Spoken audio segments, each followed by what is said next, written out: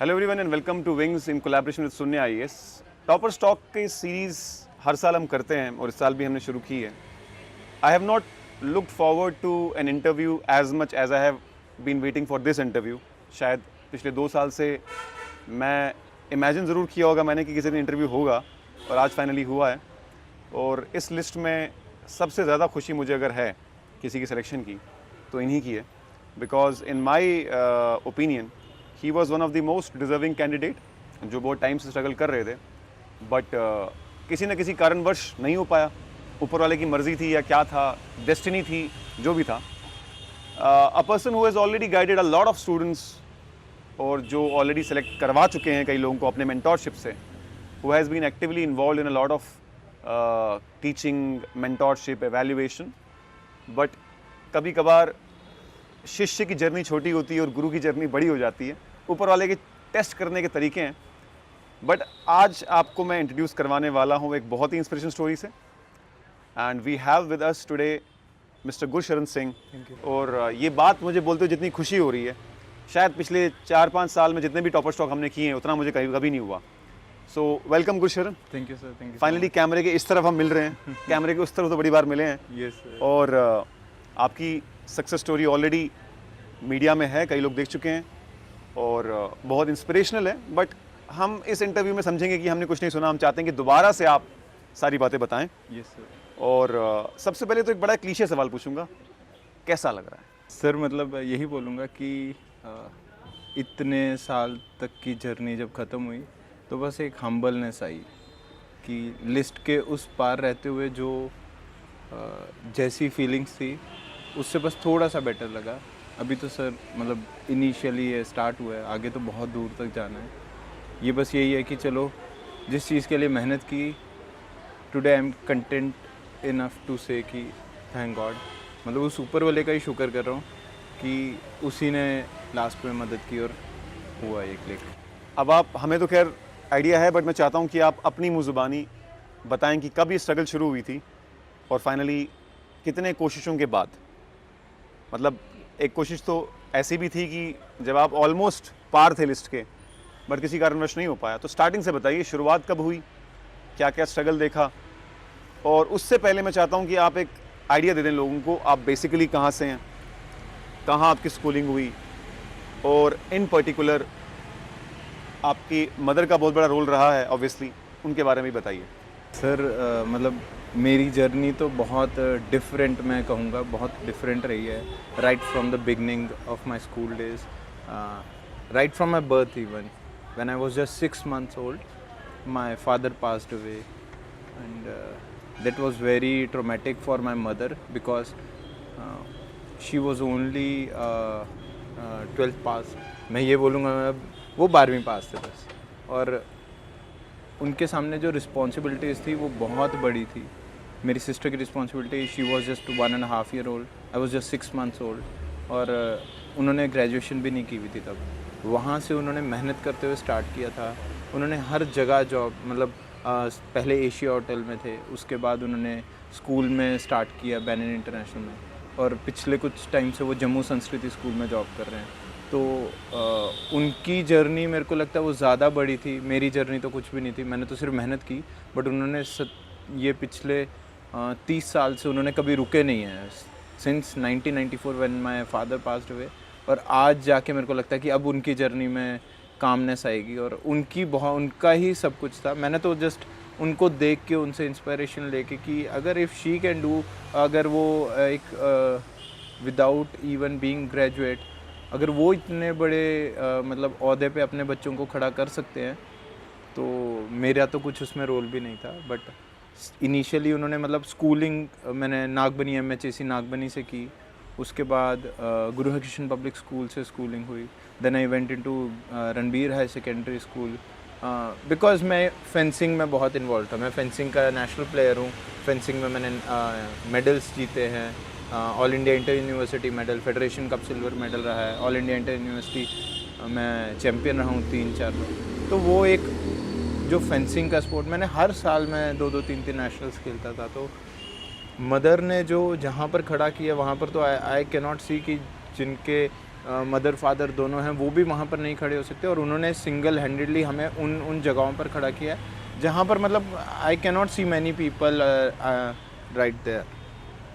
और बस वही था। उसके बाद फिर पंजाबी यूनिवर्सिटी पटियाला से मैंने बीटेक की है इलेक्ट्रॉनिक्स एंड कम्युनिकेशन में। बट जब मैं 2016 में था सर, जब मैं ग्रेजुएशन करके पास आउट हुआ, then I was about to enter into private sector. और उस टाइम पे मेरे पास बहुत अपॉर्चुनिटीज थी कि मैं यूएस जा सकता हूँ, और मैं यहाँ पर भी मैंने आईएम का सोचा था कि I will go for this CAT का एग्ज़ाम देके। बट समहाउ एक दिन रैंक 1 आता है Tina Dabi, that was my turning point. जब मैंने उनका रैंक देखा, किसी ने मेरे को मोटिवेट किया। ऐसी ही रात को मैंने बात की कि आज आईएएस रैंक 1 एक लड़की आई है, और she was one of the youngest IAS officer. और वो टीना डाबी मैम का सुनते सारी मतलब उस तब तो पता भी नहीं था, कुछ नहीं पता था, सिर्फ ये आया कि नहीं यार I can also do this. मैं चंडीगढ़ में था, वहाँ पर मैं कैट के लिए प्रिपेयर कर रहा था। आई केम बैक टू जम्मू, और जम्मू आके बस मैंने ये सोचा कि now I will also prepare for this examination. बहुत लंबी जर्नी रही, 2016 में स्टार्ट किया था, आज 2024 में जाके ये ख़त्म हो गया। 8 साल हो गए तकरीबन। ये सर 8 साल हो गए हैं। और इस जर्नी में मैंने केएस के कितने अटैम्प्ट्स, मतलब हर अटैम्प्ट में, पिछले 3 अटैम्प्ट्स में लगातार मेंस दे रहा हूँ, इंटरव्यू दे रहा हूँ। लास्ट टाइम भी इंटरव्यू में जस्ट 970 स्कोर था और कुछ ही मार्क्स से रह गया था।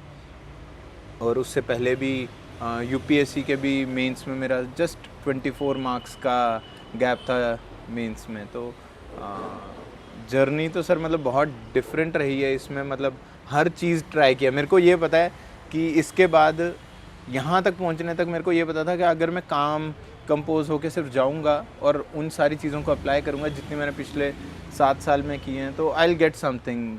तो वही, बट उसमें यही था कि सबसे बड़ा रोल तो ऊपर वाले का था, उसी ने लास्ट में ये चीज़ करवाई। एक पॉइंट पर आके जब आप सब कुछ कर चुके होते हो जो आप कर सकते हो ह्यूमनली पॉसिबल, प्रीलिम्स के लिए मॉक बहुत सारे लगा लिए, प्रीलिम्स का सिलेबस रिवाइज कर लिया, मेंस में आंसर राइटिंग बहुत सारी कर ली, ऑप्शन अच्छे से तैयार कर लिया, और जब 3, 4, 5 बारी लगातार आपको लगता है कि यार अब इम्प्रूव करने के लिए रह क्या गया, तो मुझे लगता है वो ज़रा डिफिकल्ट होता है। मुझे नहीं लगता किसी भी पॉइंट पे मेहनत करने से कोई भागता है, स्पेशली वो इंसान जो ऑलरेडी 3-4 बार मेंस लिख चुका है। फिर प्रॉब्लम होती है कि यार इम्प्रूव करूँ तो करूँ कहाँ, सैचुरेशन पॉइंट आ गया है, what ever I am doing it is not working. और उस पॉइंट पे आपने एक बड़ा ही रिस्की डिसीजन लिया जो मुझे भी समझ नहीं आया लास्ट टाइम। और ऑब्वियसली बात है, इंसान जो कुछ भी है, अल्लाह की मेहर, रब की मेहर और माँ बाप की दुआओं के बाद मुझे लगता है अपने डिसीजंस की वजह से।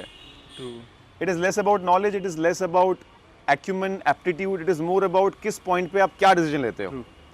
Very true. Every single day you face with decision. कुछ लोग एक डायरेक्शन में जाते हैं, कुछ दूसरे डायरेक्शन में जाते हैं। अब जब आपने पिछले साल ऑप्शनल बदलने का सोचा, तो सोशियोलॉजी आपका ऑप्शनल था और आप एंथ्रोपोलॉजी पे आए। जिस सोशियोलॉजी में आपने 3-4 अटेम्प्ट दे चुके थे, आप 3-4 में डिसेंट 260 के अराउंड स्कोर आ रहा था। यूपीएससी में आप 260 ले रहे हैं, मुझे लगता है यूपीएससी में 300 टच जो कर जाए उसके ऊपर तो कुछ नहीं है, तो 260 अच्छा खासा स्कोर था। तो आपने फाइनली केएस में कहीं ना कहीं एक ऐसे सिचुएशन में जब आप ऑलरेडी कहीं ना कहीं उस टेंशन से फेस कर रहे थे, और आप 6 साल की मेहनत जिस ऑप्शन पे आपने की थी, आपने ओवरनाइट ऑप्शन बदल के नया ऑप्शन शुरू कर दिया एंथ्रोपोलॉजी। और ऐसा भी नहीं था कि एंथ्रोपोलॉजी में आपको श्योर शॉट रिटर्न दे। ट्रू। क्योंकि कई लोग ऐसे भी हैं जो लोग बहुत अच्छा पढ़ने के बाद भी नहीं ला पा रहे थे, तो ऐसा नहीं था कि आपको श्योरिटी थी कि मैं ऑप्शन ले लूँगा एंथ्रोपोलॉजी तो हो जाऊँगा। सो व्हाट हेल्प्ड यू और what made you to shift your optional after spending 6 years on one optional? Sir ऐसे एक्चुअली मेरे को ना चैलेंजेस बहुत अच्छे लगते हैं, और उससे क्या होता है, एक इंसान में मोटिवेशन भी रहती है। Every time you will feel कि हाँ तुम कुछ कर रहे हो। और मैं हमेशा पढ़ता था कि अगर कोई भी इंसान बड़ा बना है तो उसने रिस्क लिया है। बिजनेसमैन जितना बड़ा रिस्क लेता है, वो जाके मतलब लोन्स लेता है करोड़ों का, और वो रिस्क होता है। रिस्क के बिना तो कुछ भी नहीं, मतलब रिस्क टेकिंग एबिलिटीज जिसमें नहीं है, he can not achieve big success in life. ये भी रिस्क था सर, मतलब एक विडो का बेटा हूँ, आई शुड हैव ऑप्टेड। मेरे को कुछ लोगों ने बोला कि तू क्या इसकी तैयारी कर रहा है, अरे तेरे को मैं रिलायंस में लगा देता हूँ सिम बेचने के लिए, कल से ही तेरी मैं जॉब लगा देता हूँ, 15,000 रुपये अपनी माँ को रोटियाँ खिला। तो ये क्या करने जा रहा है, मतलब मैं बहुत इन्फॉर्मली बोल रहा हूँ, उन्होंने ऐसे ही बोला, तो ये क्या कर रहा है, बेवकूफ़ है तू। और मैंने भी मतलब टेंडर एज में होते हैं तो मतलब मेरे को भी लगा यार मैं कहीं गलत तो नहीं कर रहा हूँ। तो हर एक ने तो, बट ये चीज़ मेरी मदर ने हमेशा बोली कि रिस्क लो, फिर क्या है, एक लाइफ मिली है, उसमें अगर रिस्क नहीं लोगे तो क्या अगले में लोगे, तो कब लोगे। बट और रिस्क लेते हुए सर हमेशा एक ही चीज़ दिमाग में रखता था, if I am a human I have the ability to learn, because learning is a life long process. You can not say कि मैंने जितना कर लिया ये मेरी कैपेबिलिटीज़ का हिसाब से मैं बेस्ट कर रहा हूँ, बट मे बी उससे ऊपर भी किसी ने किया है, तो I should see and how that person have done it. तो उसको देखने का बहुत रिक्वायर्ड था हर चीज़ में सर। मतलब ऐसा नहीं था, मैंने अगर 2022 में यूपीएससी का, पहले मैंने केएस का मेंस लिखा, उसी साल मैंने यूपीएससी का मेंस लिखा, और दोनों के मेंस में सबसे पहला मैंने ये चीज़ देखी कि एथिक्स में आई कैन इम्प्रूव अपॉन। और उसके नेक्स्ट मेंस जब मैंने केएस का मेंस दिया, राइट फ्रॉम 90 GS4 में 90 स्कोर था मेरे पहले 2 मेंस में, केएस और यूपीएससी में। मैंने डायरेक्टली उसको 140 तक लेकर आया एथिक्स में।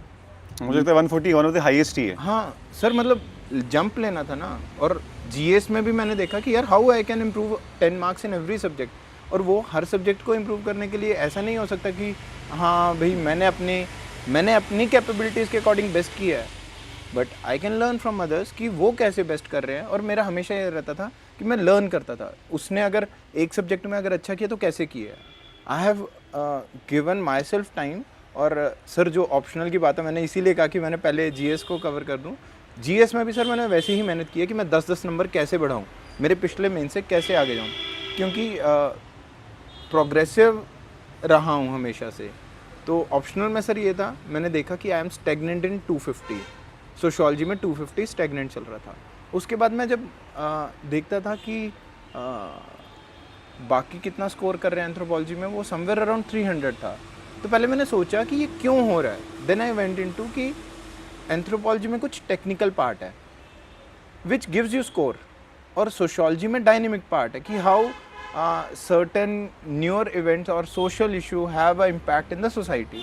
सोशियोलॉजी इज समवेयर डिफरेंट, उसमें डायनेमिक पार्ट बहुत है, बट एंथ्रोपोलॉजी में there is certain amount of static part जो टेक्निकल भी है। बायोलॉजिकल एंथ्रोपोलॉजी होगी, आर्कियोलॉजिकल होगी, and which is also very scoring. तो मैंने तो सिर्फ यही देखा कि 8-6 साल से मैं सोशियोलॉजी में मेहनत की सर। मतलब मेरे को बहुत लोगों ने बोला कि फिर से वही यार ये क्या कर रहे हो, आपने इतनी 6 साल। और सोशियोलॉजी में भी सर ऐसा नहीं था। सोशियोलॉजी में जब मैंने लास्ट मेंस 2022 में भी लिखा था, मैंने सर 10,000 रुपये का जो कोर्स था सुन्या का सोशियोलॉजी का, मैंने पूरा कोर्स परचेज़ किया जस्ट बिकॉज मेरे को एक बुक चाहिए थी। हाँ मुझे याद है, बताया था आपको मैंने बताया भी था कि सर मेरे को वो बुक्स चाहिए दोनों, और तब तक वो स्टार्ट हुई थी वो बुक्स प्रिंट होनी। तो मेरे को बट वो बुक्स चाहिए थी सोशियोलॉजी के लिए। अगर वो मेरे को तब यूपीएससी के टाइम पे मिलती वो दोनों बुक्स, मेरा उस साल यूपीएससी भी हो जाता, बिकॉज आई न्यू कि उन बुक्स में क्या था। तो मैंने 10,000 पे किए। मैंने उन्हें बोला मेरे को डिस्काउंट दे दो, मेरे को सिर्फ, मैंने वीडियोज़ एक भी नहीं देखनी है, मेरे को सिर्फ बुक्स चाहिए। और उस टाइम तक सिर्फ एक बुक तैयार हुई थी। बट सर उस एक बुक से भी ना मेरे को पता था उसमें क्या है, क्योंकि एक पीडीएफ उनकी आई थी उस बुक की। तो मैंने उनको बहुत फोर्स करके मेरे को जल्दी भेजो, मैंने बहुत कॉल्स की कि भाई मेरे को वो बुक दो।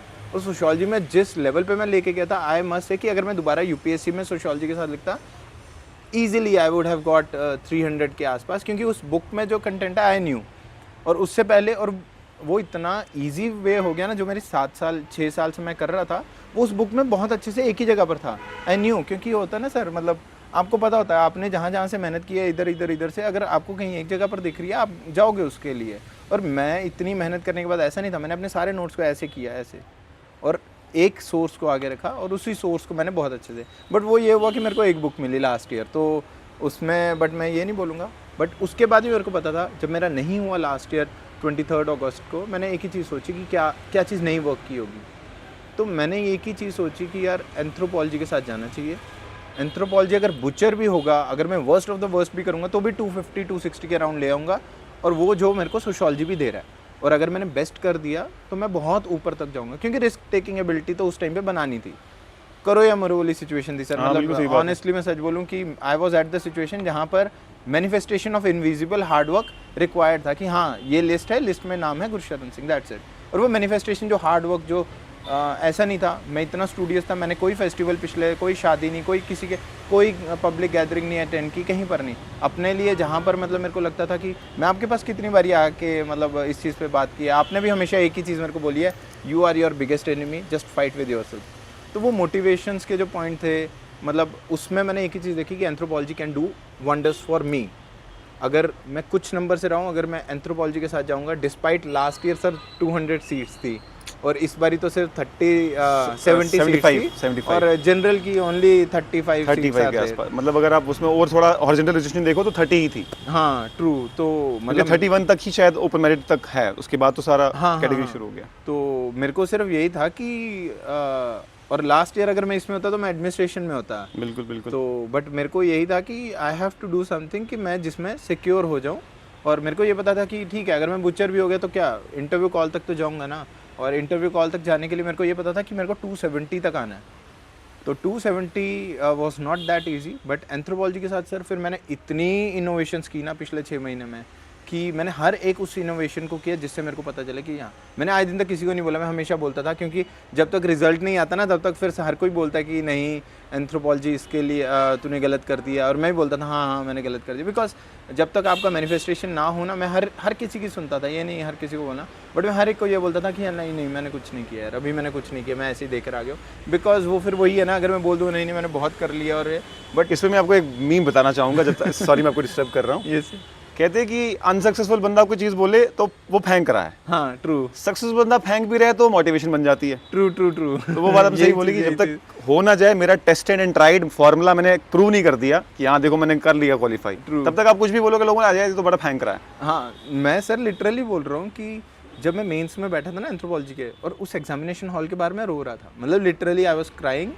My friend was there to support me कि नहीं यार मतलब कोई बात नहीं, यू जस्ट गो एंड तूने सब पढ़ा है। और मेरे को भी पता था मैंने बहुत अच्छे से किया है, मैंने 3-4 सोर्सेज को ऐसा रगड़ा था कि मतलब it was in my head, everything was my in head. और मैंने इतनी आंसर राइटिंग की थी ना एंथ्रोपोलॉजी के लिए कि इट इज़ अनमैचेबल। मतलब जीएस की तो मतलब कोई मैच ही नहीं कर सकता, इतने में डेली 2-2 घंटे तो मैं ऐसे ही लिखता था। एंथ्रोपोलॉजी के लिए मेरा एक सेट पैटर्न था कि मैं पहले लिखना सीखूं, कंटेंट खुद आ जाएगा 6 महीने में, क्योंकि मेरे को पता था कि पेपर थोड़ा सा तो डिले होगा, अक्टूबर में हुआ है तो फेब तक जाएगा ही जाएगा, और वो मार्च में हुआ। तो मेरे को इतना पता था, बस मैंने क्या किया कि मैं लिखना स्टार्ट किया कि हर ऑप्शनल की एक सबसे बड़ी डिमांड क्या होती है कि आपको उस ऑप्शनल को उस तरीके से लिखना आना चाहिए। You can not right every optional with similar way. तो उसमें मैंने कुछ नहीं किया, टॉपर्स की कॉपीज उठाई, उनको देखा। और टॉपर्स भी ये नहीं कि जो 250, 260, 270, मैंने टॉपर्स भी वो देखे जो 320 के अबव थे। मैंने कहा अगर मैं इनको फॉलो भी करूँगा तो समवेयर वही बात है कि अगर आप दूर का सोचो तो कहीं पास में। तो मैंने कहा अगर ये 227, 240, 230 इतने ले सकते हैं तो मैं भी अगर इनको फॉलो करूँगा 290 to 300 तक तो टच कर लूँगा। तो मैंने सिर्फ उनका ऑप्टिक्स पे काम किया कि how answer have to be return, और आंसर की जो डिमांड थी फिर उस आंसर की डिमांड पे अपना कंटेंट जनरेट करना स्टार्ट किया। और सर फिर उसके बाद तो एंथ्रोपोलॉजी को मैंने 10-10, 12-12 घंटे भी दिए। मतलब कभी भी किसी को ये फ्लॉन्ट नहीं किया कि हाँ मैं इतना एंथ्रोपोलॉजी, हमेशा हमेशा यही बोला। आज जाके बोलता हूँ कि हाँ मैंने एंथ्रो में बहुत मेहनत की, क्योंकि उससे पहले बोलता तो नहीं कोई मानता, बट एंथ्रोपोलॉजी में मैंने हर वो चीज़ की जो पॉसिबल थी। लोग एक बुक पढ़ते हैं सर, अक्षर सर की, हाँ उनकी एक बुक पढ़ते हैं। मैंने सर मतलब उसके लिए कम से कम नहीं तो अक्षर जैन की बुक को रटा, लाइन बाय लाइन रटा। विवेक भस्मे सर की बुक को लाइन बाय लाइन रटा। उसके बाद एक और नोट्स थे, वो थे 4 कॉपीज थी उनकी। ब्रेन ट्री तो नहीं था? नहीं सर ब्रेन ट्री नहीं, मैंने मतलब नोट्स तक ही अपने आप को रिस्ट्रिक्ट किया। वो बहुत अच्छे बहुत रिफाइंड नोट्स थे। अभी मेरे को वो चारों बुक्स लगी माँ मैम के।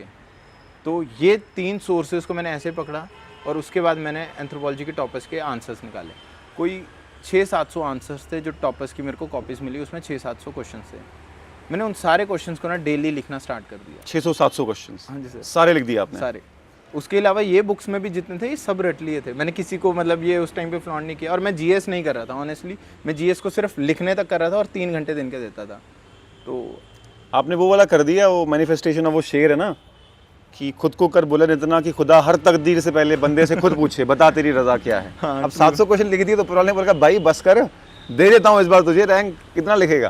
तो बस वही था सर, मतलब उसमें मैंने इतना ज़्यादा फिर मैंने कहा कि अगर लिया है, अगर ओखली पे सिर डाला तो अच्छे से निकालना है। तो उसमें फिर वही था कि उन्हीं आंसर्स को उनके तरीके से कि जैसे उन्होंने लिखा है फिर अपना कंटेंट उसमें डालता था। क्योंकि ऑप्टिक्स के मार्क्स हैं सर, अगर आप जितना मर्जी कंटेंट लिख दो, अगर आप उसे छुपा दोगे ना, एक ही पेज पे भर दोगे ऐसे और अगले को नहीं दिख रहा, nobody is going to give. मतलब इवैल्यूएटर को भी दिखना चाहिए ना कि तुम क्या लिख रहे हो।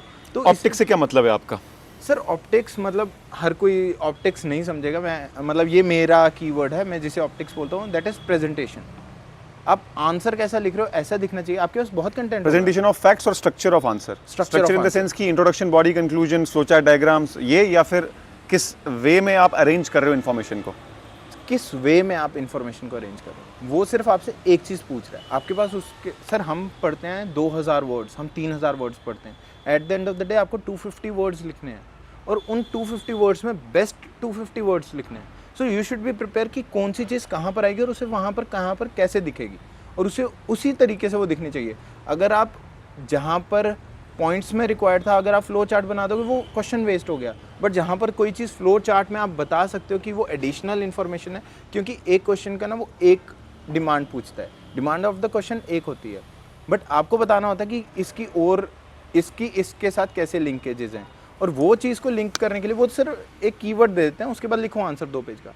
Then it is your responsibility कि आप उनको कौन सा कंटेंट प्रोवाइड करते हो और जो बेस्ट कंटेंट है। ऐसा नहीं कि अब क्वेश्चन कल्चरल रिलेटिविज्म में आया तो मैं सिर्फ कल्चरल रिलेटिविज्म लिख दूँ, उसकी सेकंड डायमेंशन लिखना रिक्वायर्ड है, थर्ड डायमेंशन लिखना रिक्वायर्ड है कि उसका लिंकेज आपका पॉइंट बहुत मल्टी डायमेंशनल होना चाहिए, आपका आंसर बहुत मल्टी डायमेंशनल होना चाहिए, सिर्फ कल्चरल रिलेटिविज्म तक नहीं रिस्ट्रिक्ट होना चाहिए। और ये मैंने टॉपर्स के आंसर्स में देखा कि दे प्ले वेरी स्मार्टली कि वो केस स्टडीज़ इंक्लूड कर रहे हैं, किसी ने केस स्टडी की हुई है वो उसे इंक्लूड करके बता रहे हैं कि हाँ ये चीज़ है यार, ये चीज़ कल्चरल रिलेटिविज्म के लिए ये 3 लोगों ने कहीं ना कहीं स्टडी की है, इन 3 लोगों ने स्टडी किया है। नॉर्मल क्या होगा, वो पॉइंट्स में ही लिख देगा, नहीं बॉक्स बना के differently case studies with respect to cultural relativism, और वो उसे भी तभी दिखेगा ना, ऑप्टिक्स के मार्क्स तभी उसे मिलेंगे। अगर आप बीच में कहीं छुपा दोगे वो नहीं दिख रहा। जहाँ पर फ्लो चार्ट की रिक्वायरमेंट है कि भाई आर्कियोलॉजी का कोई क्वेश्चन है तो you have to make a diagram, हर कोई बना रहा है, बट डायग्राम के साथ आप क्या वो चीज़ बना रहे हो कि उस लोकेशन में क्या क्या किस किस ने और लोगों ने स्टडीज़ की, और इसका सोशल इम्पैक्ट, कल्चरल इम्पैक्ट और पॉलिटिकल इम्पैक्ट क्या है इस चीज़ का, वो कोई लिख रहा है। मतलब हर आंसर में सर मतलब इतने मल्टी डायमेंशनल करता था ना कि जीएस में तो सर छोड़ ही दो, जीएस में वो एक पॉइंट पूछ रहे हैं ना फॉर एग्जांपल कि इलेक्टोरल रिफॉर्म्स रिक्वायर्ड है कि नहीं रिक्वायर्ड है, तो रिक्वायर्ड हैं तो वो तो लिखना ही है।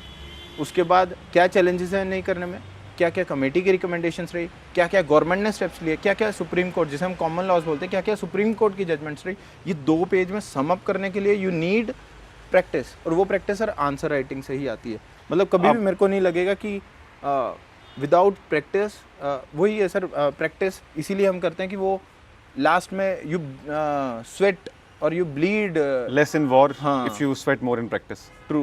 लेकिन इतने ज़्यादा डायमेंशंस पहली बार ही जब ऑप्शनल पढ़ रहा है इंसान उसमें तो नहीं आएंगे। क्या उसका जो आपके प्रीवियस अटेम्प्ट्स थे और सोशियोलॉजी था इन पर्टिकुलर, उसका फ़ायदा हुआ इसमें?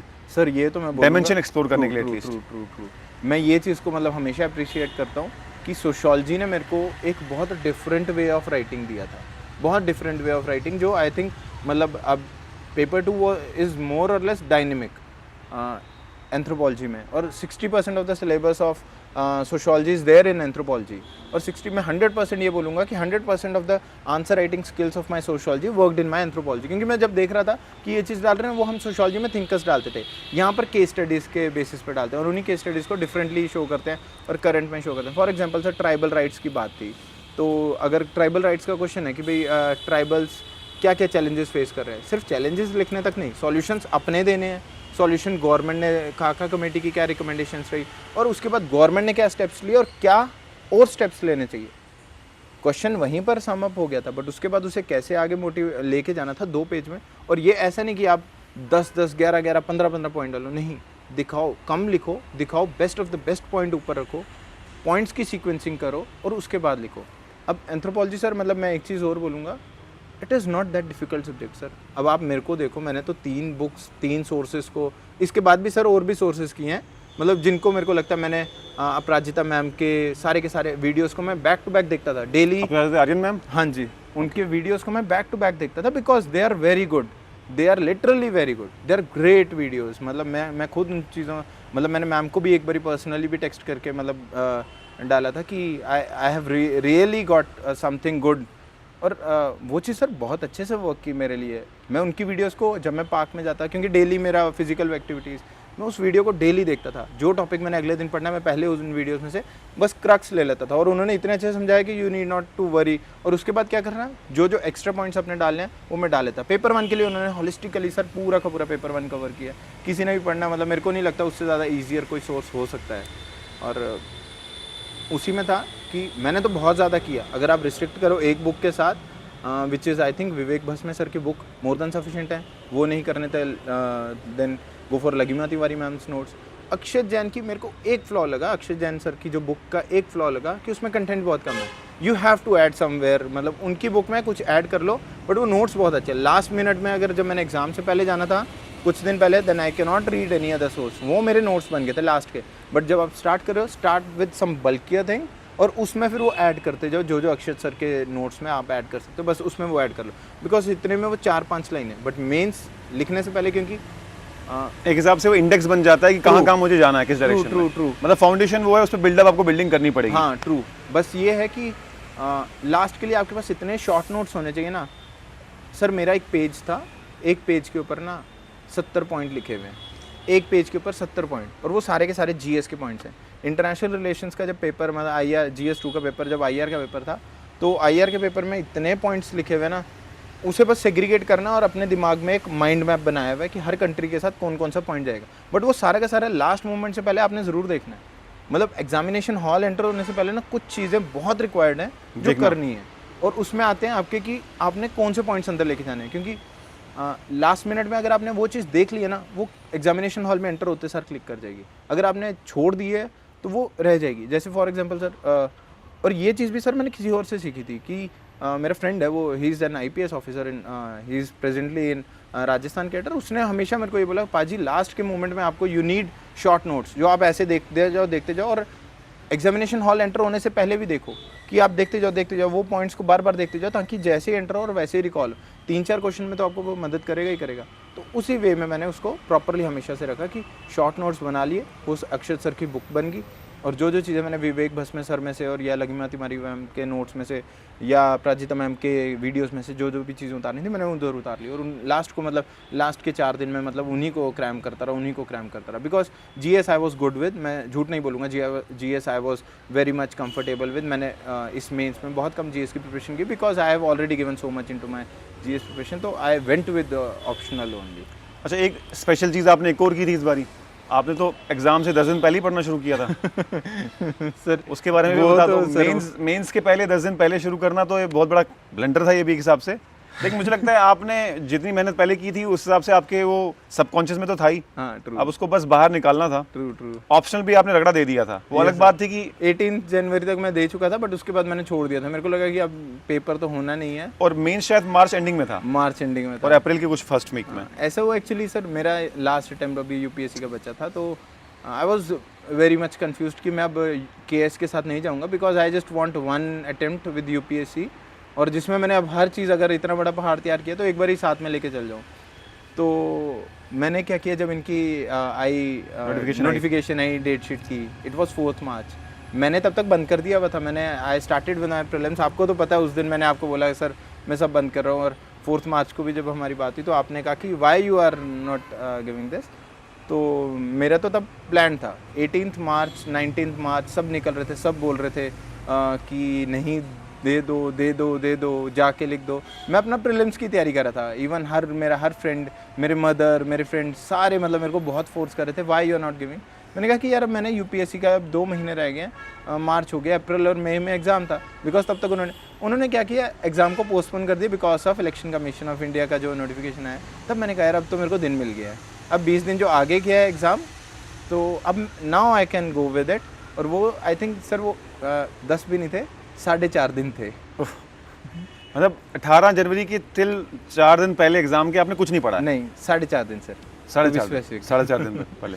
मतलब एक दिन शाम को ऐसे ही बैठा हुआ था, 5:55 हुए, तो आप आगे कुछ बोलो इससे पहले मैं बोलूं please don't try this at home. हाँ, जो लोग प्रिपेयर ये कर रहे हैं, बहुत बड़ा डिस्क्लेमर है भाई, please don't try this at home. Professionals करते हैं, उनको पता होता है कैसे हैंडल करना। आप इस चक्कर में नहीं पढ़ना कि सर ने क्वालिफाई कर दिया हम भी 4.5 दिन पहले पढ़ेंगे। नहीं, क्योंकि वो मैं पिछले 8 साल से चल रहा था, ऐसा नहीं था मैं इवैल्यूएशंस कर रहा था, मैं पढ़ा रहा था, वो सारी चीज़ें back of the sub conscious mind में। एक ना सिगमंड फ्रॉइड का वो है, सब अनकॉन्शियस माइंड, जब वूम में होते हैं तब हम बहुत हिलते हैं, और सपनों में जब कभी हम हिलने की कोशिश करते हैं वो सेम अनकॉन्शियस माइंड का ही मैनिफेस्टेशन होता है। तो मेरे साथ भी यही था, सब प्रैक्टिस की हुई थी, 18 जनवरी तक बहुत प्रैक्टिस की हुई थी और हर चीज़ ट्रेंड थी, बस वो सिर्फ ये था कि रिवीजन कम की थी लास्ट मिनट में जो होती है। तो जब 4.5 दिन पहले मेरे को लगा कि यार दे देता हूँ, चल ठीक है, कुछ 13 दिन की बात है, अब तो एग्ज़ाम भी आगे हो गया, तो I think you should go for it. और उसके बाद मैंने ऑप्शनल की उन 3-4 दिन में भी पेपर 1 और पेपर 2, पेपर 1 की 3 रीडिंग्स की और पेपर 2 की मैंने 1 रीडिंग की, और उसके बाद पूरा नोट्स ऐसे बना दिए थे आपने कि 3 दिन में पूरा हो गया? करेक्ट। नोट्स नहीं भी बने होते सर, मतलब दिमाग में ही उनको ऐसा डाल दिया था कि आई वॉज कम्फर्टेबल विद कि yes I have done this और हो जाएगा।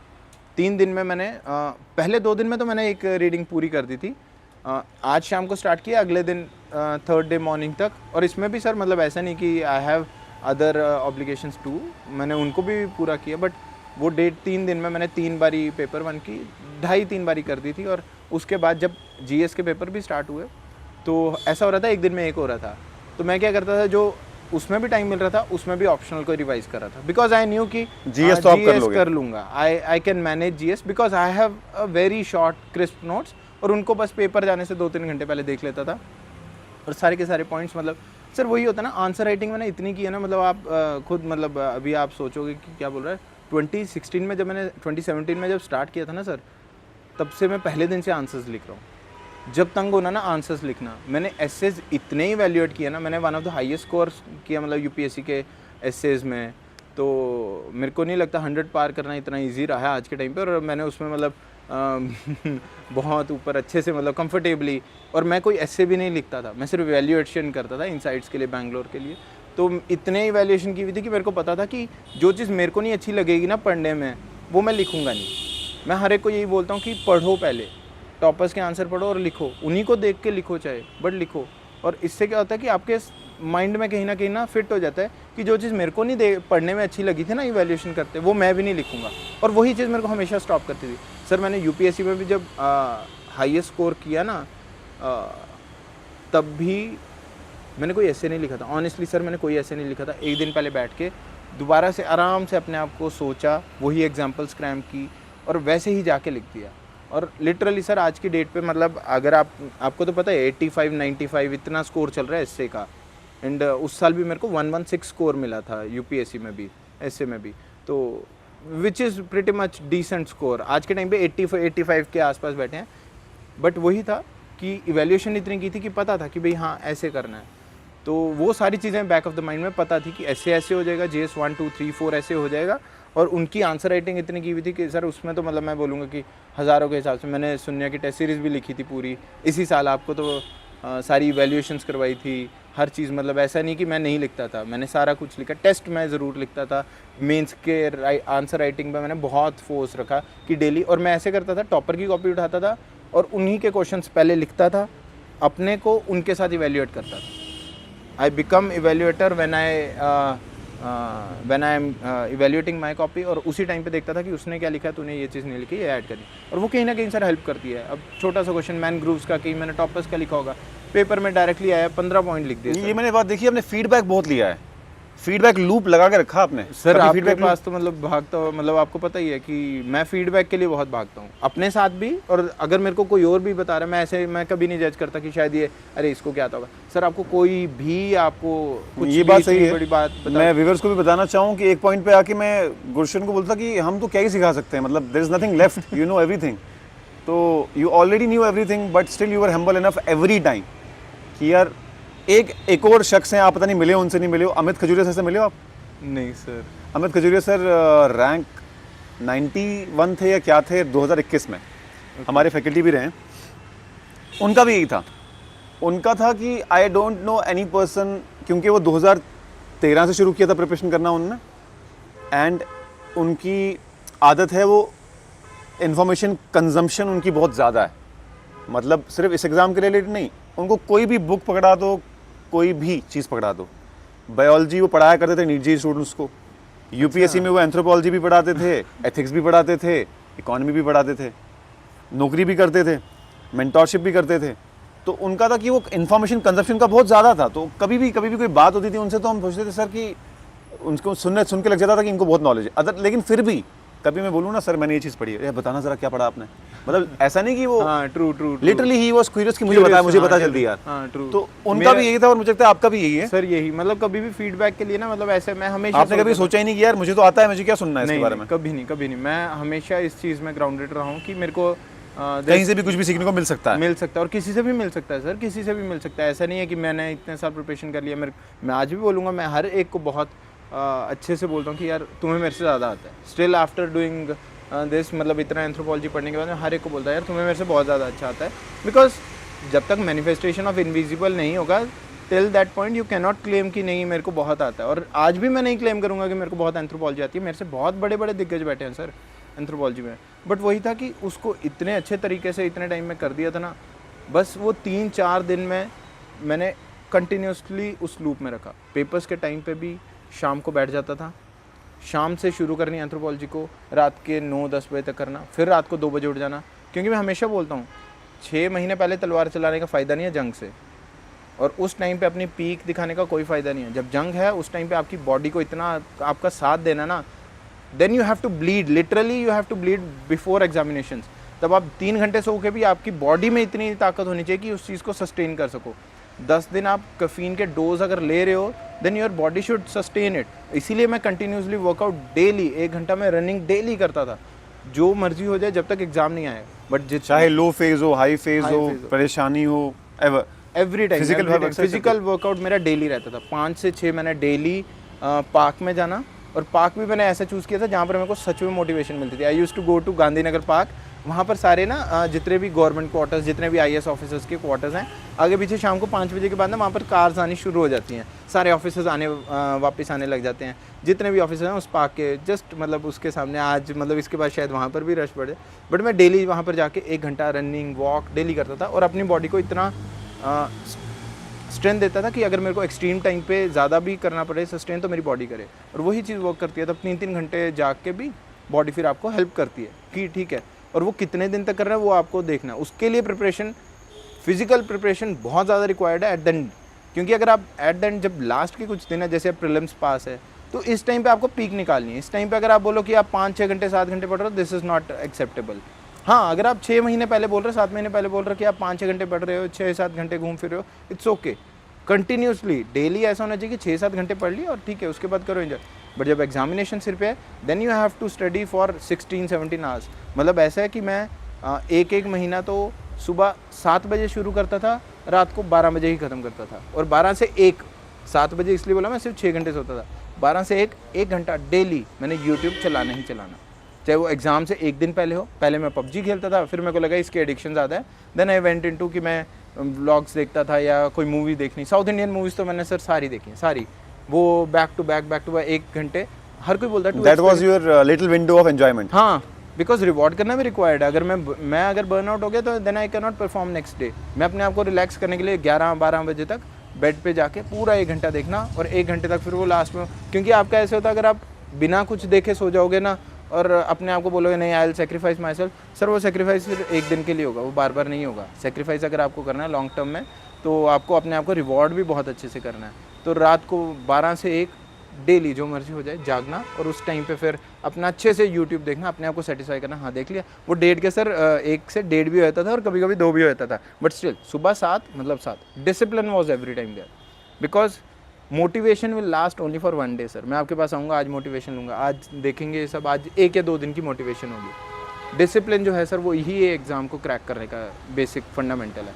अगर आपके पास डिसिप्लिन है, आप ज़रूर क्रैक करोगे। डिसिप्लिन क्या कि मैंने इतने बजे से इतने बजे तक पढ़ना है, दिस इज़ माई टाइम। उस टाइम पे सर मैं ऑनेस्टली सच बोलूँगा, आपको किसी को नहीं एंटरटेन करना, किसी को नहीं। आप अपने कॉल को नहीं एंटरटेन कर सकते। मेरे को एक चीज़ पता थी, दुनिया मेरी चलेगी। और आपका सुबह लॉजिक भी था कि आधा दिन आप मोबाइल ऑफ रखते थे। हाँ सर, ऑफ तो आधा दिन क्या, मेरे को ये पता था कि दुनिया, मैं एक बहुत छोटा सा हूँ, दुनिया मेरे बिना भी चलेगी, और चल रही है, बहुत अच्छे से चल रही है। अगर मैं फ़ोन नहीं भी उठाऊंगा ना 4 लोगों का, तो चलेगी। बट मैं अगर अभी फ़ोन उठाऊंगा अपने पढ़ाई के टाइम पे, देन इट इज़, मैं अपने साथ गलत कर रहा हूँ। तो मैं एक ही चीज़ करता था, कि मैं 50-10 के सेशन रखता था, 50 मिनट्स पढ़ना और 10 मिनट में मैंने जो सोचना है, जो मैंने करना है वो मैंने 10 मिनट में वो कर देना। और ऐसे ही करते करते 12-13 सेशन में डेली के रखता था कि मैं 13 तक पहुँच जाऊँ। 13 वॉज माई एम पूरे साल। मैं 6 घंटे तो मतलब बहुत हम्बल होकर बोला, 6 घंटे ऐसा नहीं था। सुबह स्टार्ट करता था 7 बजे, रात के 12 बजे तक 13 सेशन में करने की कोशिश करता था। उसमें 10 मिनट, कभी वो 10 के 12 भी होते थे, बट मेरी स्टॉप वॉच हर एक को पता है, हर कोई बोलता था स्टॉप वॉच। मैं हमेशा, मेरी फ्रेंड और मतलब एक चीज़ हमेशा परमानेंट थी कि ब्रेक पे ब्रेक लगनी चाहिए। अगर 10 मिनट की ब्रेक है तो इस पर भी ब्रेक होनी चाहिए कि हो गया, that's it, you are done with this. तो चलिए वापस चलिए अब अंदर, अपनी तशरीफ वहाँ पर रखिए और शुरू हो जाइए। और 50 मिनट सर ऐसे होते थे, मतलब हाई इंटेंसिटी, बहुत हाई इंटेंसिटी सर। मतलब उस ये टाइम कोई पे रूल भी है शायद, क्या रूल बोलते हैं इसको? पोमोडोरो टेक्निक बोलते हैं। टेक्निक और सर वो 50 मिनट में कोई फ़ोन नहीं, कोई कुछ नहीं, ऐसा होता था कि आप भाग रहे हो, मतलब इतनी तेज़ भाग रहे हो। और उस टाइम पे आपकी सर सच में आपको पता होता है कि अब मैंने कुछ नहीं करना, मैंने ये टारगेट दे दिया हुआ 50 मिनट का, उस टारगेट को कंप्लीट करने के लिए सर फिर कोई थॉट नहीं आता दिमाग में। ऑनेस्टली बोल रहा हूँ, फिर कोई थॉट नहीं आता। मतलब कुछ लोग तो ऐसे भी पढ़ते हैं कि टॉपिक ले लिया, नहीं, मैं पेज के ऊपर टाइम देता था कि 2 मिनट के अंदर अंदर पूरा का पूरा पेज रीड करना है मैंने, 1 मिनट 1.5 मिनट, क्योंकि ऐसा होता है ना कि इतना सिलेबस है, आप नहीं फिनिश कर सकते, आप नहीं उसे वाइंड अप कर सकते, you have to sit with that syllabus.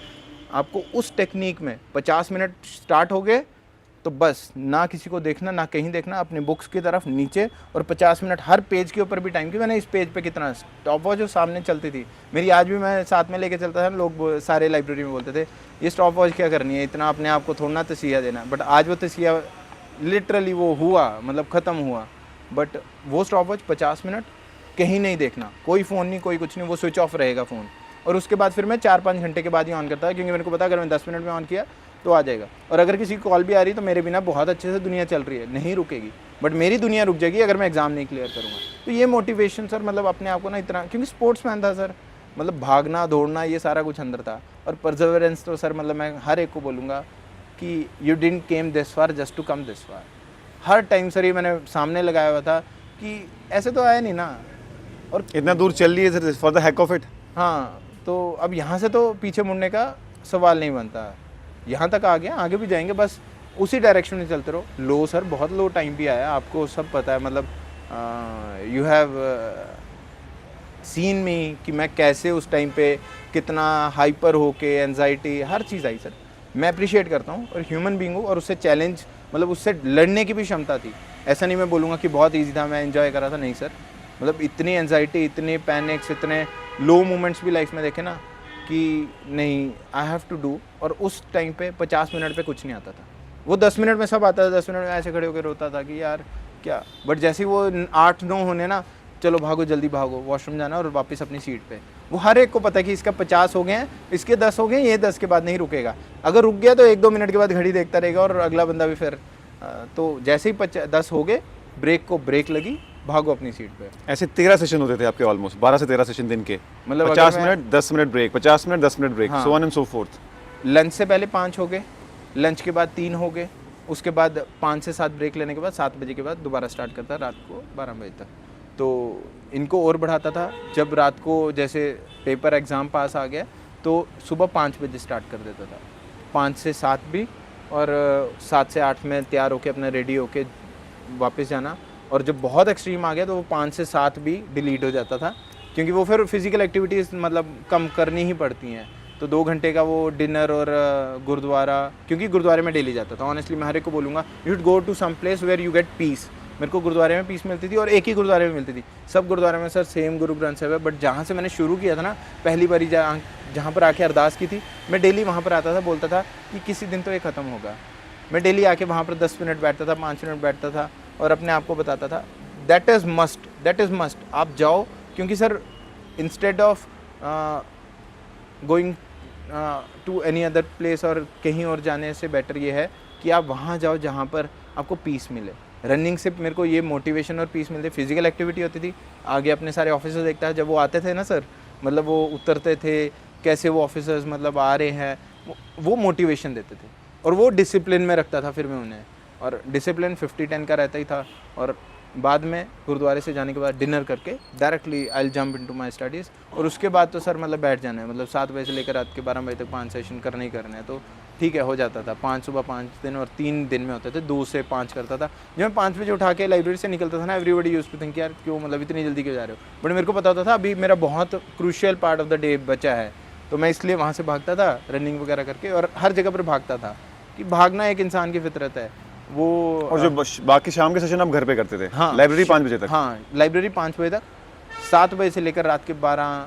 कभी वो सर जब लास्ट में नहीं सोशल मीडिया, मतलब इंस्टाग्राम में नहीं चलाता था, कुछ नहीं चलाता था, सिर्फ यूट्यूब चलाता था। यूट्यूब में भी उनके व्लॉग्स देखता था जो शायद जिन्होंने कुछ अचीव किया है या जो शायद कुछ अचीव करेंगे। नहीं तो अगर ये नहीं देखना तो south Indian movies are better, मतलब वो आपको फैमिली के ना बहुत अच्छे वैल्यूज़ देते हैं उनकी मूवीज़ में। ऐसी आपको खुद पता है कि वो मूवीज़ में नहीं, रियल लाइफ में एग्जिस्ट नहीं करता, बट साउथ इंडियन मूवीज़ की ये क्वालिटी है वो इमोशनली आपको ना बहुत अच्छा बनाते हैं कि you have a family, you are working for your family. अब गरीब हो, कोई आपको तंग कर रहा है, आप फाइट बैक कर रहे हो, आप अपनी सिचुएशन से फाइट बैक कर रहे हो, तो वो कहीं ना कहीं एक मोटिवेशन का पॉइंट होता था। तो बस discipline was the major thing जिसके कारण मैं यहाँ तक पहुँचा। पर एक्चुअली ये वर्ड हम यूज़ बहुत करते हैं डिसिप्लिन का और बाकी चीज़ों का। मुझे लगता है हर किसी को ये ब्रेक डाउन करके समझना ज़रूरी कि मेरे लिए डिसिप्लिन क्या है। आपने बता दिया कि आपका पोमोडोरो टेक्निक थी 50 मिनट 10 मिनट 50 मिनट 10 मिनट, वो हमें करना ही करना है। फिर मुझे लगता है आपने इस प्रोसेस को इवॉल्व भी किया होगा बहुत टाइम तक। स्टार्टिंग में कुछ ट्राई किया, फिर ट्राई किया, फिर ट्राई किया, और अल्टीमेटली आपको लगा this is the most productive for me. True. तो डिसिप्लिन कहीं ना कहीं हम हर किसी को, हमें अपने आप को समझने की ज़रूरत है। ज़रूरी नहीं कि एग्ज़ाम के लिए ही, एग्ज़ाम के लिए तो खैर ऑब्वियसली है ही, but in general about your life, about your work culture, about your job, about your family. तो वो इसमें एक किताब है एटॉमिक हैबिट्स, पता नहीं आपने? हाँ सर मैंने सुनी है। Now I will read, now I am free to. मुझे लगता है ये आपको शायद लगेगा कि आपने ऑलरेडी सब कुछ इंप्लीमेंट कर दिया उस पर। तो वो बात करते हैं कि हम अक्सर नोटिस करते हैं सक्सेस पॉइंट को। गुरशरण सिंह ने 22nd रैंक लाया, तो मैक्सिमम लोगों के दिमाग में हुआ कि ये पॉइंट है इसका, ओवरनाइट सक्सेस। लेकिन पिछले 7 साल के छोटे छोटे जो इंप्रूवमेंट आपने 1% इंप्रूव किया, जो कंपाउंड रिजल्ट अब कहीं जाके मिला, वो कोई नहीं देखता। कोई नहीं सर। तो आई वुड रिकमेंड एवरीवन की वो किताब भी पढ़े, और कहीं ना कहीं गुरशरण की भी वही एक स्ट्रैटेजी काम हुई है, इनके लिए काम किया है। अब मुझे ये बताइए कि मैं हर किसी से सवाल पूछता ही हूँ ये, क्योंकि मैं चाहता हूँ कि ये एक नैरेटिव क्रिएट हो सोसाइटी में कि खुदा ना खास्ता नहीं होता तो प्लान बी क्या था। प्लान बी था या यही था, या फिर प्लान बी में बिलीव करते हो आप? मुझे पता है आप ऑलरेडी प्लान बी में थे, but do you believe in it? And क्या अगर ये एग्ज़ाम क्वालिफाई नहीं होता, क्योंकि आप जानते हैं आपके साथ ही कई लिस्ट में होंगे जो एनेक्स्चर 1 में रह गए, एनेक्स्चर 2 में नहीं। परसों मैं आफिया से बात कर रहा था, रैंक 8, तो she was saying sir annexure 1 से एनेक्स्चर 2 का सफर बड़ा लंबा रहा मेरे लिए। True sir. मेरे एनेक्स्चर 1 में तो सबका नाम आता ही जिन्हें इंटरव्यू दिया होता है, एनेक्स्चर 2 में होते हैं मेनली। कहते हर साल मुझे लोग फोन करे मुबारक है, क्योंकि उनको नहीं पता था कि एनेक्स्चर 1 में सबका नाम होता है। तो शी वाज सेइंग यही हुआ था लास्ट एनेक्स्चर 1 से एनेक्स्चर 2 का सफर बहुत लंबा रहा। बहुत लंबा था। तो प्लान बी था कि नहीं था आपके लिए? सर यही था कि यार यही है फिलहाल, जब तक मेरे पास अटेम्प्ट है, जब तक मेरे पास एज है, मैं तब तक देता रहूँगा। बस सर ये मतलब ऑनेस्टली बोलूँ कि ये प्रिपरेशन आपको लाइफ का ना बहुत कुछ सिखा देती है। आप ना सर मतलब मैंने ऐसा मतलब मैं किसी भी एस्पिरेंट को ऐसे ना बहुत बड़े बड़े लेवल्स पे देखा है। मतलब ऑनेस्टली आज मैं मतलब अगर देखता हूँ कि एक टाइम पे वो एस्पिरेंट था, उसका नहीं हुआ, बट आज वो इतना बड़ा एम्पायर लेके बैठा हुआ है। तो ऐसा नहीं है कि सर मतलब प्लान बी नहीं होता है। मेरे लिए ऑनेस्टली सच बोलूँ, मेरे लिए प्लान बी कभी एग्जिस्ट नहीं करता था। मेरे लिए यही प्लान था, मैं खुद से झूठ नहीं बोलूँगा। हाँ मेरे को ये पता था कि आई कैन डू मैनी थिंग्स। ऐसा नहीं है कि अगर मैं ये नहीं बनता तो कुछ नहीं बनता, तो I can do many things. There are ample number of opportunities in the market. आप कहीं से भी कुछ भी एक्सप्लोर कर सकते हो। बस वो एक जो चीज़ मेरे पास थी कि मेरे को पता था अभी इसमें है ना, अभी इसमें फोकस कर, you will definitely get through. मतलब ये ग्रिट थी सर, मतलब हमेशा ये ग्रिट रखी। Plan B sir, plan B तो सर हर एक को मिल जाता है। मतलब ऊपर वाले ने मतलब गुरबानी में लिखा सर, जल में जंतु पाए के तिना भी रोजी दे। मतलब वो हमने बहुत बारी वो देखी हैं इंस्टांसेस जहाँ पर हमारे से कोई अगर प्रसाद का दाना गिरे तो वो कोई चींटी आके खाएगी। तो there was something for me, I just have to be constructive what I am doing. Time नहीं था, जब राइट टाइम आया तो राइट चीज़ भी मिली। तो ऐसा नहीं है सर, मतलब प्लान बी मैंने खुद को भी बोलता था मैंने यही करना है, मैंने यही करना है। क्यों? उससे सर हमेशा ना दिल में आग लगी रहती थी। अगर कभी भी प्लान बी सोच लिया होता ना तो सर मैं बहुत पहले निकल चुका होता। जब पहले भी नहीं हो रहा था, क्योंकि बहुत अटैम्प्ट्स दिए हैं सर, मतलब यूपीएससी के 5 अटैम्प्ट्स दिए, उसके मेंस लिखे, केएस के अटैम्प्ट्स, ये 4th अटैम्प्ट था, इसमें हर बारी मेंस लिख रहा हूँ और इंटरव्यूज़ भी दे रहा हूँ। तो मतलब कहीं ना कहीं वो सेटबैक हमेशा से रहा है। तो बट हमेशा अगर मैं पहले ही सोच लेता ना, मेरे को हर कोई बोलता था कि you should work with your plan B too, you should start for your plan B. मैं हर बार यही बोलता था यार एक ही लाइफ है, मेरे को लास्ट में रिग्रेट नहीं होना चाहिए कि यार जब तक मेरे पास था तब तक क्यों नहीं दिया। आज मेरे को रिग्रेट नहीं होगा कि यार अगर मैं लास्ट ईयर सर अगर छोड़ देता मतलब अगर छोड़ देता, Fortune over only favours the brave, ये तो हर एक का है। और night is darker before the light. तो ये दो चीज़ें मेरे को बहुत ज़्यादा मतलब मोटिवेटेड रखती थी कि हाँ अभी बहुत देयर इज़ एवरी टाइम में होप, तो उसके लिए जाना है। तो अगर मैंने किसी चीज़ में डाला है कोई बात नहीं, अगर लास्ट में नहीं होगा देन आई विल थिंक। और ऐसा नहीं है सर आज के टाइम पे इंडिया में, मतलब ऑनेस्टली मैं बोलूँ, इंडिया में if you have a home और if you have done so much of preparation, आज मैं अगर जाता हूँ, आज मैं पढ़ाने जाता हूँ और अगर आज मैं मेंटरशिप देने जाता हूँ, आज मैं इवैल्यूएशंस करता हूँ, तो ये कहाँ से आई? वहीं से आई है सर। प्लान भी ऑटोमेटिकली एक्टिवेटेड था। और ये नहीं होता तो इतना कुछ सीखा है इस प्रिपरेशन में, इतनी चीज़ों की नॉलेज देखी। आज हम स्टार्टअप के बारे में पढ़ते हैं, स्टार्टअप की पॉलिसीज़ देखते हैं, तो हर दूसरा जो एस्पिरेंट था आज वो कितने बड़े बड़े उन्होंने एंटरप्रेन्योर्स बने हुए हैं, आज कितने स्टार्टअप्स उन्होंने खोले हुए हैं और डिफरेंट यूनिक जो सोसाइटी में स्टिल बहुत अच्छा कर रहे हैं। तो आई ओनली न्यू कि ऐसा तो नहीं होगा गुरशरण सिंह, जल में जंतु पाए के तिना भी रोजी दे।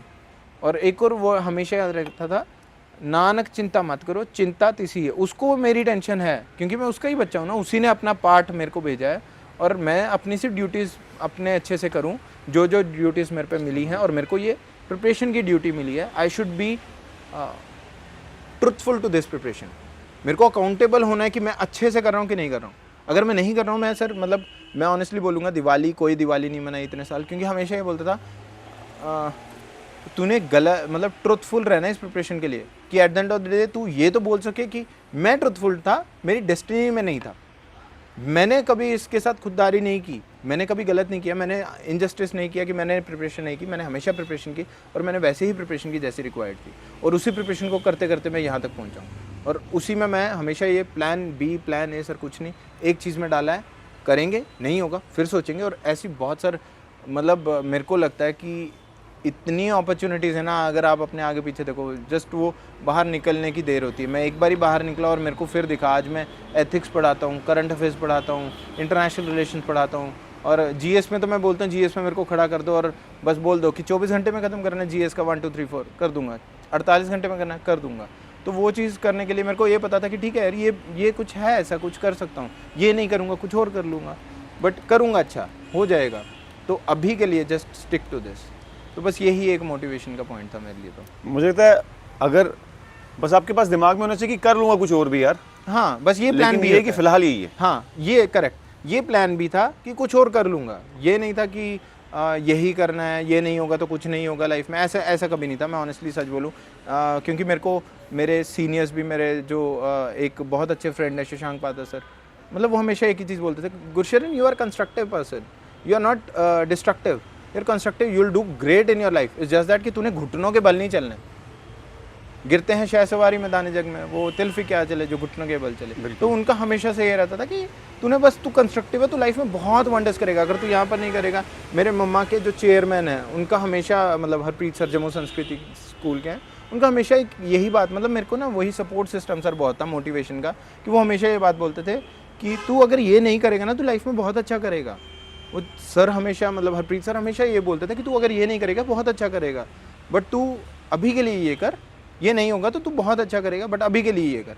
तो जो वो ये भी बोलते थे और प्लान भी यही था कि हाँ मैं कुछ कर लूँ कुछ। मैं फिर वो तब जब यहाँ से निकल गया, और सर मतलब ये चीज़ मैं बोलूँगा, जो मेरा फ्रेंड था ना वो जो IPS है आज के टाइम पे, वो हमेशा ये बोलता था, जैसे अभी जो भी एग्ज़ाम दे रहे हैं ना उन सबके दिमाग में एक चीज़ आएगी कि यार नहीं होगा तो क्या होगा। ये हर एक के दिमाग में आएगी सर, हर एक के दिमाग में आएगी, हर स्टूडेंट के दिमाग में आएगी। ये चीज़ मैं स्पेशली मेंशन करना चाहता हूँ, ये बहुत बड़ी बात है सर।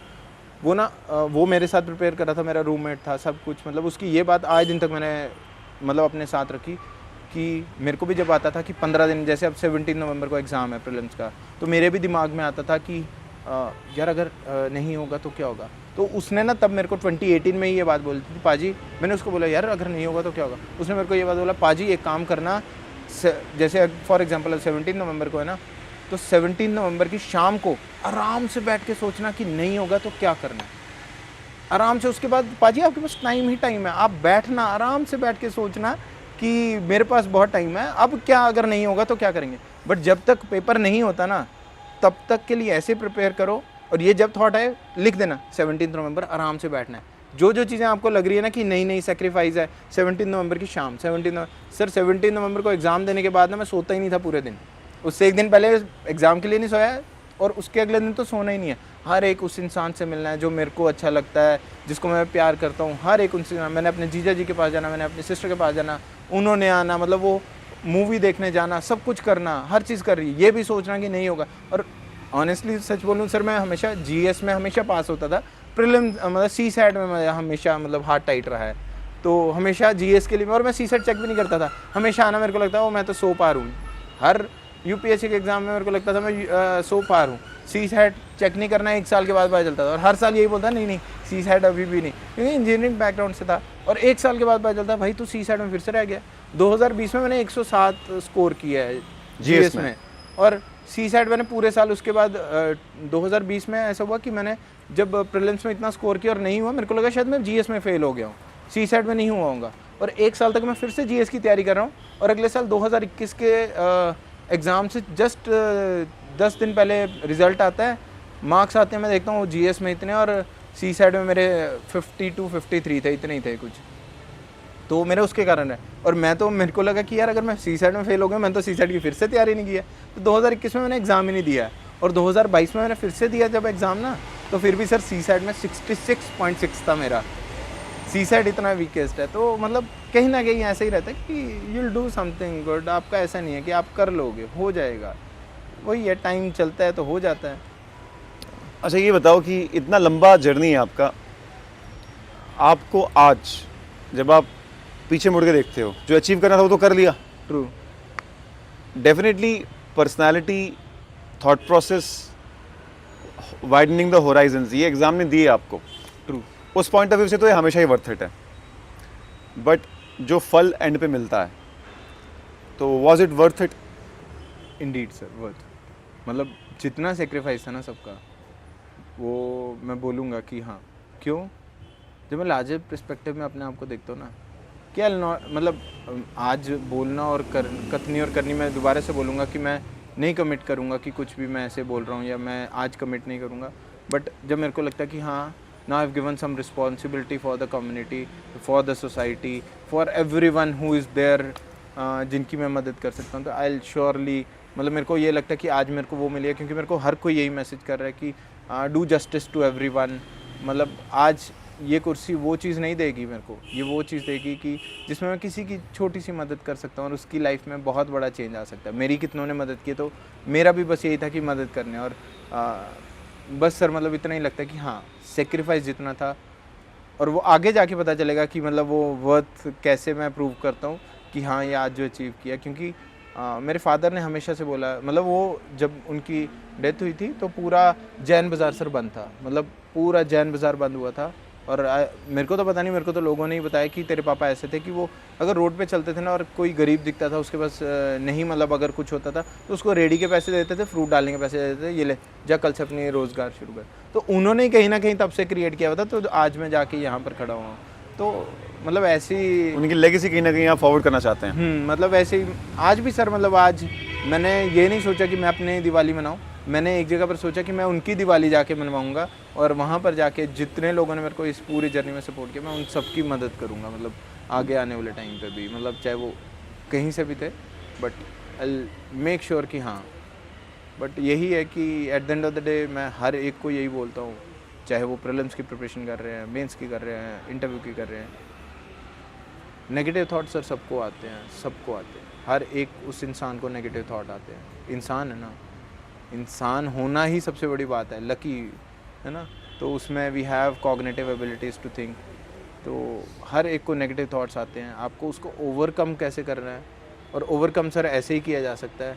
ऑलवेज रिमाइंड योरसेल्फ कि वाई यू स्टार्टेड, कि आपने ये शुरुआत ही क्यों की, आज आप जहाँ पर खड़े हो यहाँ पर इसलिए नहीं खड़े हो क्योंकि आप आना चाहते थे।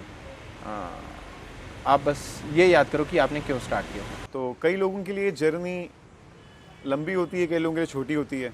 अब जहाँ तक गुरशरण की बात करें, इनकी जर्नी लंबी थी, बट इसके बावजूद भी इनको जर्नी वर्थ इट लगी।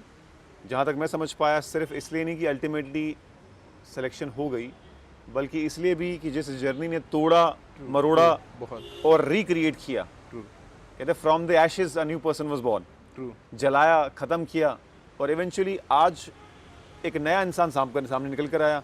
वो शेल्स जो हमने, हमारी सोसाइटी ने, हमारी फैमिली ने या फिर हमने खुद के लिए बनाए होते हैं, वो सब वो तोड़ तोड़ के इंसान बाहर निकलता है एक नए इंसान, नया शख्स की तरह, नए थॉट प्रोसेस के साथ, नए मोटिवेशन के साथ, नई हिम्मत के साथ और नए स्टेमिना के साथ। और स्टेमिना मुझे लगता है सिर्फ फिजिकल नहीं होता है, मेंटल भी होता है। मेंटल बहुत इंपॉर्टेंट है और बहुत शायद फिजिकल आपको जिम सिखा दे, बट मेंटल स्टेमिना जो है वो Experiences. एक्सपीरियंसेस और ये जो धक्के लगते हैं बार बार, वो निकालता है। और वो दिखता है आपके, पहले भी दिखता था, ऐसा नहीं कि सिलेक्शन के बाद ही दिख रहा है पहले भी दिखता था। हाँ, ये बात ज़रूर है कि जब आपको सोशल आइडेंटिटी मिल जाती है in the form of selection, अब आपकी बात लोग सीरियसली भी लेते हैं।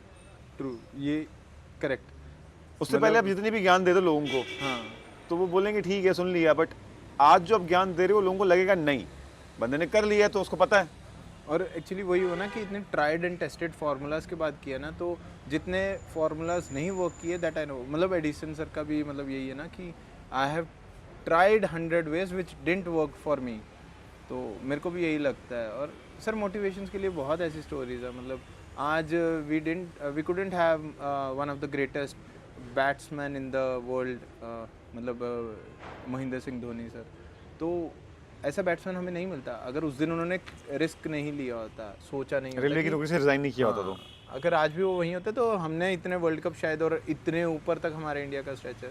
Same sir Jack Ma sir के अली बाबा की foundation, he was a one person who couldn't get selected in an KFC interview. KFC के इंटरव्यू पे जब वो गए थे 24 लोग थे और 23 सिलेक्ट हुए थे, ही wasn't। बट आज if we see down the line वो कहाँ हैं, मतलब बहुत सक्सेस स्टोरीज हैं सर, मतलब जिन्होंने रैक्स टू रिचेस तक पहुँचे हैं। तो मतलब ऐसा नहीं है कि देयर इज़ एवरी टाइम, मतलब new day, there is every time a new energy. हमेशा बस मैं अपने आप को यही बोलता था कि अगर शुरू किया ना तो ख़त्म ज़रूर करूँगा, और अगर नहीं होता, गॉड फॉरबिड अगर सर नहीं होता, ऑनेस्टली बोल रहा हूँ, ऐसा नहीं होता कि गुरशरण सिंह नहीं होता, गुरशरण सिंह फिर भी होता, किसी और फील्ड में होता फिर।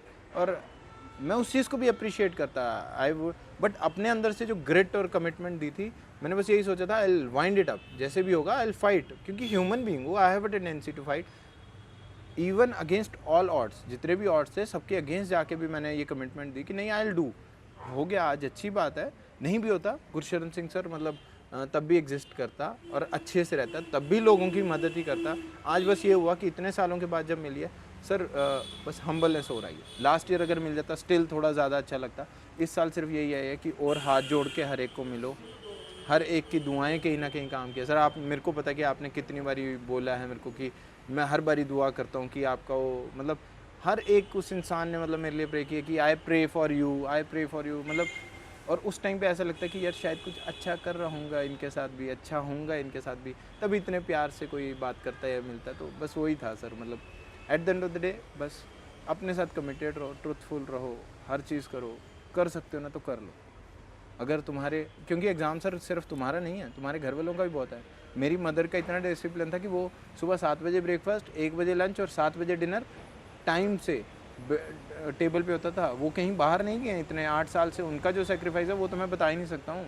वो ऑफ द कैमरा मैंने देखा है जितना उन्होंने, कोई कहीं पर किसी की शादी पे नहीं जाना, कहीं पर किसी की सेलिब्रेशंस पे नहीं जाना, कहीं पर अपने लिए कहीं नहीं जाना, कहीं मतलब। और उनका छोड़ो सर, मेरे जीजू, मेरी सिस्टर, वो लोग भी मेरे टाइम के अकॉर्डिंग घर आते थे, कब इसने फ्री होके एंजॉय करना है हमारे साथ। मतलब कहने की बात है, ही वॉज मतलब बहुत, मतलब मेरे लिए तो बहुत रिस्पेक्टेड है वो, कि उन्होंने मेरे को अप्रिशिएट किया कि जब इसने नहीं पढ़ना हम तभी घर आएंगे, ऐसे नहीं कि। और वो हर बारी मैं बोलता था कि प्लीज़ आ जाओ यार, वो कहा नहीं आज पढ़न देना, ऐसे इस हफ्ते आए हैं ना, तो दे यूज टू स्टॉप मी कि नहीं हम नहीं आएंगे। तो तुम्हारे फ्रेंड्स फैमिलीज बहुत लोग हैं, बस कर जाओ, इतनी जान लगा दो ना क्योंकि लास्ट में यही याद आएगा। सर आज मतलब इन्जॉय कर रहे हैं ना, जितना मैंने हार्ड वर्क, जितना परसेवरेंस, जितना नीचे नीचे नीचे नीचे गिरा, नीचे गिरता गया गिरता गया गिरता गया, आज वहाँ से जैसे ही उठाऊँ, और आज मैं ये नहीं बोल रहा मैं जहाँ से गिरा हूँ नीचे, तो वहाँ पर वो जाकिर सर का है ना, शून्य पर सवार हूँ, हाँ, तो वो मेरे को हमेशा याद रहती थी कि शून्य पर सवार हूँ, तो बस उसी को लेके आगे चले, तो बस ठीक है। बहुत ही सेंटिलेटिंग कन्वर्सेशन रही, बहुत Thank you, कुछ thank you, सीखने को मिला, और आज एक बहुत लंबा सफ़र कल्मिनेशन पे हो चुका है, और ऐसी स्टोरीज देखकर इंसान का फिर से मन करता है कि यार नहीं, ज़िंदगी अभी भी रिवॉर्ड करती है, टाइम लगाती है कभी कभार, बट करती है। और वो जब टाइम लगाने के बाद रिवॉर्ड करती है तो उसका बहुत मज़ा ही अलग है। बहुत अच्छा लगता है, बहुत जब बहुत भूख लगी होती है तो खाना कोई भी दे तो मज़ा आता है, ट्रू सर, और जब टेस्टी खाना है तो फिर तो बड़ी बात है। So I would like to thank you so much sir, for sharing your story. मैं दिल से कुछ लोग थे जो खड़े थे, उनमें सर आप मतलब हमेशा खड़े थे, मतलब बहुत बहुत शुक्रिया। आई वॉज लकी एनफ कि मैं किसी काम आ पाया, बट अगेन आपका अपना इकोसिस्टम था। 99.9999%, 0.00001% शायद हो, बट सारा आपका ही था, और आपके वेल विशर्स का था, और आपकी अपनी मेहनत थी, इसमें कोई डाउट नहीं है। बट स्टिल सर मतलब वो कहीं ना कहीं आपको लगता है, आपको अपने से डर लगता है कि मैं गलत तो नहीं हूँ, तो जब उस टाइम पे मैंने आपको बहुत तंग किया, आपको भी पता मैंने आपको बहुत तंग किया है, बट वही था कि हमेशा ऐसा ही लगता था कि ठीक है सर बताओ मतलब कब आऊँ। हम मतलब ऐसे ही बैठ के कुछ दुनिया की ही बात करते थे, पढ़ाई की कोई बात नहीं होती थी, आप सिर्फ मेरे को मोटिवेट ही करते थे कि नहीं Gursharan, you can do, you even if you don't do you will be. मतलब आज जो निकल रहा है मेरे में हम्बलनेस, उसमें कितने तो आप ही के खुद के वर्ड्स हैं जो मेरे को बोले हुए हैं, तो यही है। But every time you were available, मतलब राइट फ्रॉम द देयर, मतलब इंटरव्यूज़ के टाइम पे, मेंस के टाइम पे, प्रीलिम्स के टाइम पे। लास्ट ईयर जब प्रीलिम्स हुआ था तो मेरे को आज भी याद है, मैंने आपको कॉल करके पूछा सर मेरे, you was the first person जिन्हें मैंने बताया था कि सर मेरे 116 स्कोर आ रहा है, तो आपने कहा था कि गुरशरण सही से चेक किए आंसर की, तो नहीं हो सकता ऐसे। तो मेरे को फिर यार मैंने भी आपसे ये पूछा, मैंने सर मतलब हो गया ठीक है, तो यू वर लाइक कि बहुत एक्सेप्शनली हाई स्कोर था। हाँ एक्सेप्शनली हाई स्कोर था, और वो भी इस टाइम पे 116 लास्ट, 116 150 भी लेते थे लोग 2016 के टाइम पे। 16 के बाद कोई नहीं ला पाया इतने ज़्यादा, मतलब 16 तक लोग इतने खींच लेते थे, तो 16 के बाद 17, 18, 19, 20, 21 और आज तक जैसे यूपीएससी इवॉल्व कर रहा है उस हिसाब से तो it was very difficult. And ultimately एक होता है ना कि इंसान सोचता है कि जब मैं सिलेक्शन होगा तो मैं ये स्पीच करूँगा। मेरा था कि जब गुरशरण का सिलेक्शन होगा तो मैं ये सवाल पूछूंगा, क्योंकि ऐसा लग रहा था नहीं इस साल तो हो ही जाएगा। पिछले साल भी सोचा, उसके पिछले साल भी सोचा, इस साल फाइनली हो गया, थैंक गॉड। देर आए दुरुस्त आए। और बड़ा मज़ा आया आज, और मुझे पूरी उम्मीद है कि व्यूअर्स को भी बहुत सारे सवाल आंसर हुए होंगे। अब जाने से पहले एक वादा लेना चाहते हैं हम आपसे। एंथ्रोपोलॉजी में जो आपने 1 साल मेहनत की और इतना खींचा, उसके रिलेटेड एक separate video, sure sir, how to boost your marks in anthropology, how I मतलब why did I choose to shift from sociology to anthropology, ऐसा कुछ करके वीडियो अलग से एक वीडियो बनाएंगे जो आप, जिसमें वाइट बोर्ड पे आप कैमरे के साथ बनाएंगे। वो इंटरव्यू नहीं होगा, बस आपका वीडियो होगा। सर मुझे लगता है काफ़ी लोग फायदा उठाएंगे उससे। हाँ प्रीलिम्स के बाद सर, जब भी आपको लगता है। प्रीलिम्स के बाद ज़रूर। मैंने तो सुना है कि कैबिनेट में डिसीजन हुआ है कि शायद प्रीलिम्स डिले भी हो जाए, बट आप 17 के हिसाब से रखो। दोबारा देंगे इस बारी? नहीं sir, now I am contentful, that's it. चलो बढ़िया है फिर तो। So thank you so much everyone for joining, and thanks to Gursharan for sharing his amazing story. मुझे उम्मीद है कि आप लोग इससे बहुत कुछ लर्न करेंगे। मुझे तो बहुत कुछ सीखने को मिला, आई एम श्योर आप भी सीखेंगे। And will be back, will continue with this series. And मैं गुरशरण को बोलूँगा कि इस इंटरव्यू को अपने आखिरी एक लाइन पे एंड करें, जो आप मैसेज देना चाहते हैं व्यूअर्स को। सर मेरे को तो मतलब एक ही चीज़ मैं बोलूँगा कि there is always an end to everything, और वो एंड होता है, बहुत अच्छा होता है, बहुत अच्छा होता है, बहुत अच्छा टाइम भी नहीं रहता और बुरा टाइम भी नहीं रहता। करेक्ट सर, मतलब आप कोई भी चीज़ परमानेंट नहीं है, आपका अच्छा टाइम भी परमानेंट नहीं है और आपका बुरा टाइम भी परमानेंट नहीं है। और सर जो बुरा टाइम भी होता है ना, वो हमारे अकॉर्डिंग बुरा होता है। मैं हमेशा सर एक चीज़ याद रखता था, मतलब मैं हर एक को ये चीज़ बोलता हूँ, जितने भी अपने मेरे स्टूडेंट्स हैं या हर किसी को एक चीज़ ज़रूर बोलता हूँ कि तुम बहुत लोगों से ना बहुत अच्छे हो। बेचारा वो इंसान जिसके हाथ नहीं है, पैर नहीं है, वो स्टिल वो कमाने की अपने अंदर चाह रखता है ना, अपने आप को संभालने की चाह रखता है। तो वी आर वेरी फॉर्चुनेट, मतलब हम तो बहुत अच्छी फैमिली से आ रहे हैं। मेरी चाहे जो भी थे, मेरे नानू ट्रक ड्राइवर थे, बस बहुत अच्छी फैमिली से आ रहे हैं। तो we are better than many. तो जब भी तुम्हें लग रहा है ना ये तुम्हारा वर्स्ट है, वो तुम्हारा वर्स्ट नहीं है, किसी और का वो बेस्ट भी हो सकता है। एक एग्ज़ाम फेल होना तुम्हारा वर्स्ट हो सकता है, बट किसी और के लिए तो वो वहाँ तक भी नहीं पहुँच पा रहा। बहुत खूब। तो जो तुम्हारा वर्स्ट है वो किसी और के लिए बेस्ट भी हो सकता है। तो बी कंटेंटफुल कि हाँ तुमने कुछ अचीव किया है, और अगर नहीं भी किया बी कंटेंटफुल कि तुम कर लोगे, गारंटेड होगा सर। अगर मेरा हो सकता है ना, at the end of the day 8 साल के बाद अगर मेरा हो सकता है, मतलब हर एक उस इंसान का हो सकता है। राइट गाइडेंस लो, राइट टाइम पे लो, राइट जगह पर जाओ और राइट चीज़ अचीव करो। होगा सर, ज़रूर होगा। किसी का ऐसा नहीं है, ऊपर वाले ने हर एक को रिवॉर्ड करना और हर करता है। बस वही है कि उसका शुक्र करो और सर करते रहो। Thank you so much sir. Thank you so much, Gurusharan. It was an amazing and very insightful, thoughtful talk. And we'll be waiting for you to record the anthropology strategy. Sure, sir. So thanks for joining. जो भी आपके सवालात हैं गुरशरण जी से comment section में डाल दें, और हम कोशिश करेंगे कि इन तक आपके सवाल पहुंचा कर आपको रिप्लाई भी करें। और अगर कोई ऑफिशियल चैनल के थ्रू आपको लोग अप्रोच कर सकते हैं, कोई ईमेल आईडी के थ्रू, तो वो भी हम आपसे ले लेंगे और डिस्क्रिप्शन में डाल देंगे।